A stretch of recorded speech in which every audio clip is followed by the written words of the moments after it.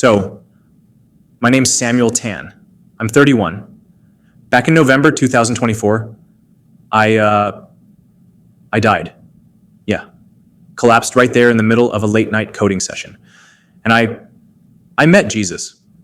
And he showed me something that I can't unsee. Especially about AI, which, that was literally my whole life at the time. I'm not telling you this as some big speech or whatever. This is just what happened to me. I was a Google engineer, man, burned out. Living off coffee and energy drinks, staring at code until my eyes hurt. Thought I had life all figured out, Job, money, cool projects. And then one night, boom. I'm on the floor, my chest just locked up, couldn't breathe. 1 second I'm staring at my monitor, the next I don't even know how to say it. I'm standing in front of Jesus. He just looked at me. And it was like he ripped straight through every excuse, every smart thing I thought I knew. And I realized real fast, I didn't know a damn thing. So, before all this, my life was kind of on repeat, Same cycle every day. Hoodie, jeans, sneakers. That was the uniform. My backpack was like an extra limb, charger cord sticking out of the zipper. Half the time the sleeve had old coffee stains on it because I'd spill and just whatever, move on. Most mornings, I'd drag myself into the office, earbuds still in, eyes burning from another night of not sleeping. I'd slump down at my desk, open up my laptop, and just disappear into lines of code for hours. Sometimes I wouldn't even realize the sun went down until the cleaning crew came through. Relationships? Yeah. They didn't really exist. I mean, I'd try here and there, maybe go on a date, but I was always either canceling last minute or thinking about work the whole time. My parents would call, my phone would buzz, and I'd just let it go. I'd tell myself I'd call back later, but later never came. Friends, if you could call them that, most were just usernames on a screen, people I'd game with or argue about tech stuff online. Real life connection wasn't really a thing for me. And God? Nah. That part of my life ended back in high school. My grandma prayed for me, sure, but I thought what faith was like outdated software, like clunky, something people booted up on Sundays because they didn't know better. I thought I'd upgraded past that. But here's the thing.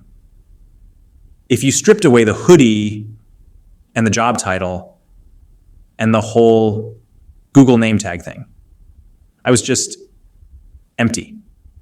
I'd sit there some nights, eyes burning from the screen, hands shaking from too much coffee, chest tight from stress. And I'd think, is this it? Is this all I'm doing with my life? But then I'd just shove it down, reopen the terminal, and keep typing. It happened during one of those all-nighters.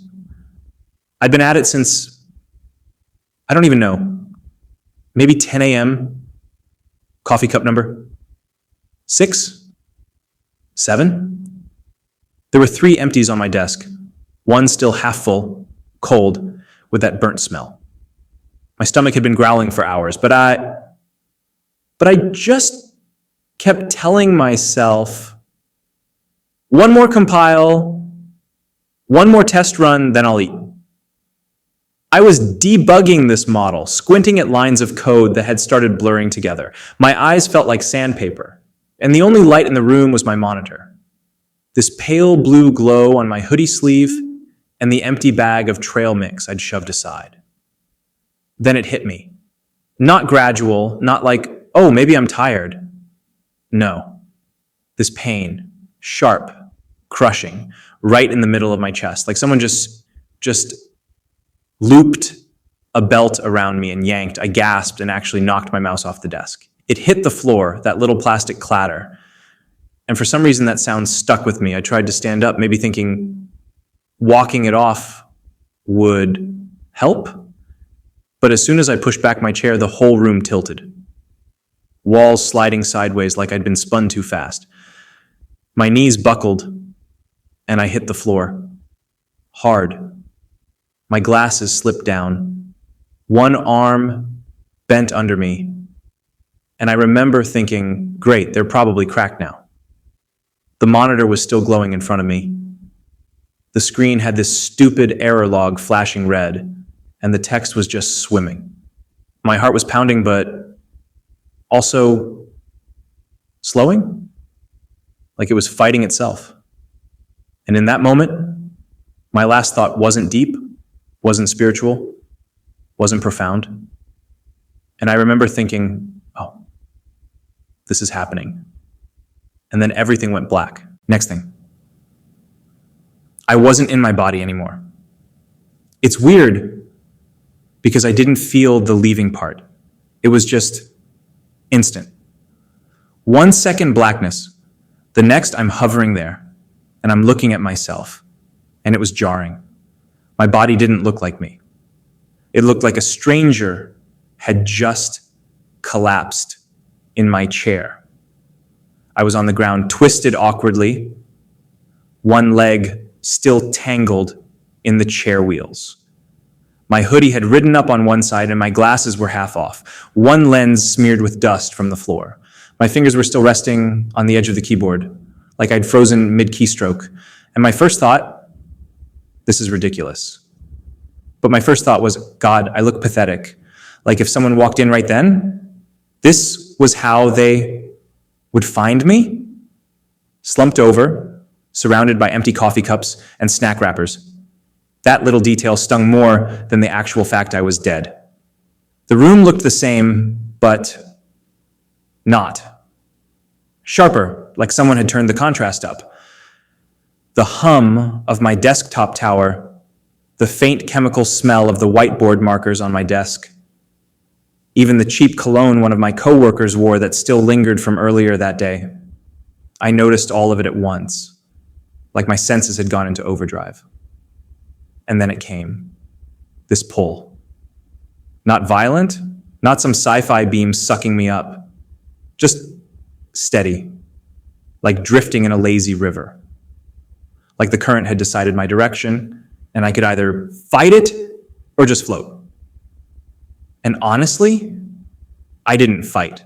I felt this quiet, like my brain finally shut off from all the constant noise. No code, no deadlines, no chatter, just silence. And I let it carry me. So I'm drifting, right? Just letting this current take me, and all of a sudden, boom, it's not dark anymore. There's light. Not the blinding, I can't open my eyes kind of light. Softer, warm, like sunlight through a curtain in the morning. And then I realized I wasn't alone. He was there. I don't even know how to describe him without making it sound cheesy. It wasn't like stained glass window Jesus or Sunday school paintings. He was himself, a presence, a man, but more. Robe, yes, but it wasn't about what he wore. It was his eyes. They locked on me, and it felt like every wall I had ever built just crumbled. And the first thing he said, calm, steady, like he'd known me forever, was Samuel. That's it. Just my name. And I lost it. Because no one says your name like that unless they know you. I wanted to talk, but my throat felt tight. So I just stood there shaking my head like, what is happening right now? And he spoke again. You were never alone. I thought back to every late night in the office.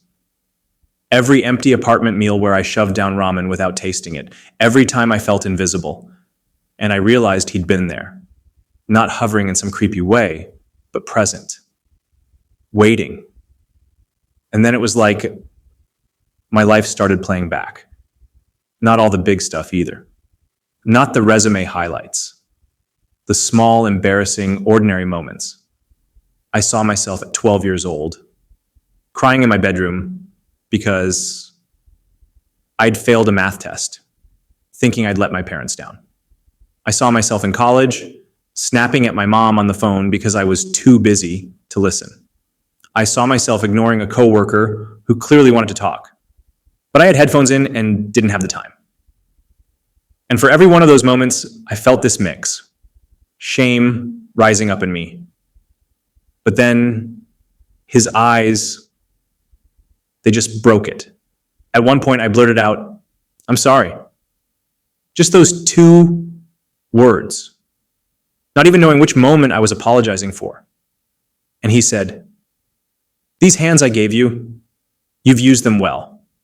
But Samuel, I want more than your work. I want you." And I just broke. Because my whole life had been projects, deadlines, code. And here was Jesus, not asking about lines of code or finished products, but about me. It was the kind of love that makes you feel both completely exposed and completely safe at the same time. It didn't hit me like a slideshow or some movie reel. No angel with a clipboard, no booming lecture. It was more like I felt it, like his heart pressed right against mine. And all of a sudden, I knew what he was showing me. I saw faces, rooms lit up by screens, all dark except for that glow. But it wasn't just scrolling anymore, it was talking. Like kids leaning in and whispering questions to their devices, and actually believing every word that came back. And then it was adults too. Whole families sitting in the same living room, but nobody looking at each other. They weren't even on social media. They were asking these systems how to live, what to think, whether something was right or wrong. And it felt wrong.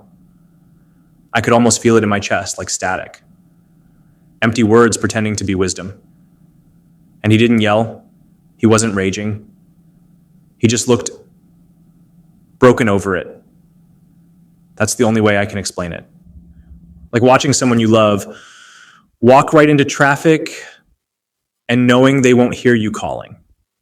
And I felt him say, not in tech words, not in human buzzwords, but in this steady, piercing way that cut right through me. What you build without me cannot carry my life. And when they trust it, they forget to trust me.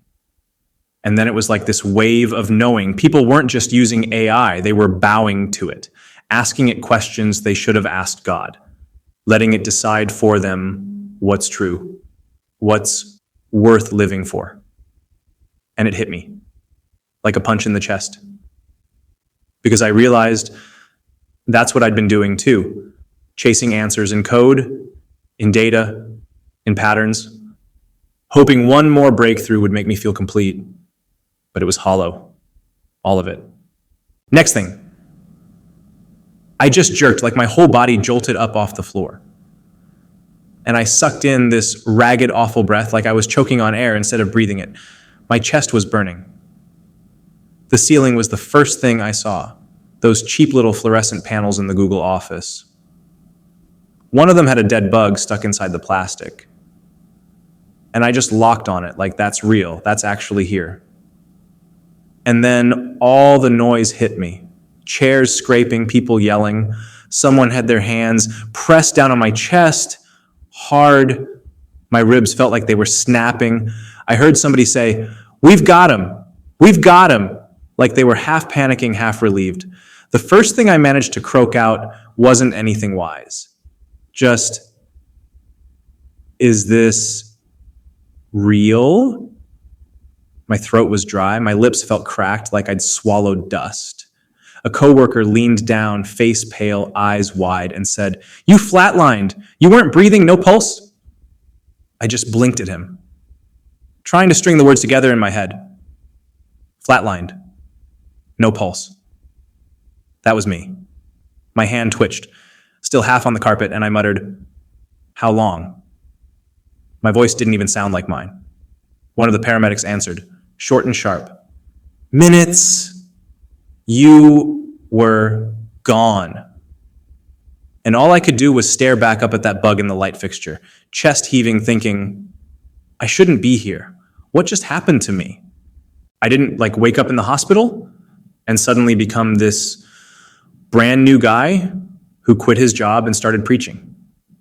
Nah, that's not how it went. I went back. Same desk, same hoodie with the coffee stains, same cold brew, sweating on the table next to me. But I wasn't the same. Something was off. Or maybe something was on for the first time. I'd sit there staring at lines of code and it didn't feel like the answer anymore. Before I'd lose myself in it. Now it was like dead text on a screen. I'd find myself stopping mid-debug, hands on the keyboard and just whispering, are you here? Real quiet so nobody thought I lost it. And honestly, sometimes it felt like he was. Not loud, not dramatic, just this weight in the air, like I wasn't typing alone. Praying was awkward. I didn't know the words. I'd start with, hi, so I don't know what I'm doing, that kind of thing. And instead of it feeling dumb, it felt real. I didn't quit Google the next day. Took time. Months of trying to shove myself back into the same rhythm. But the more I tried, the more hollow it felt. Like I was chasing something I already knew wasn't God.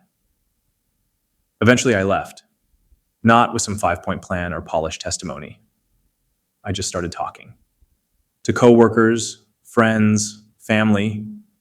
Half the time I'd trip over my own words. This sounds insane, I know, and people listen. Some rolled their eyes. Some leaned in, but I couldn't not say it. I wasn't the engineer who only talked in code anymore.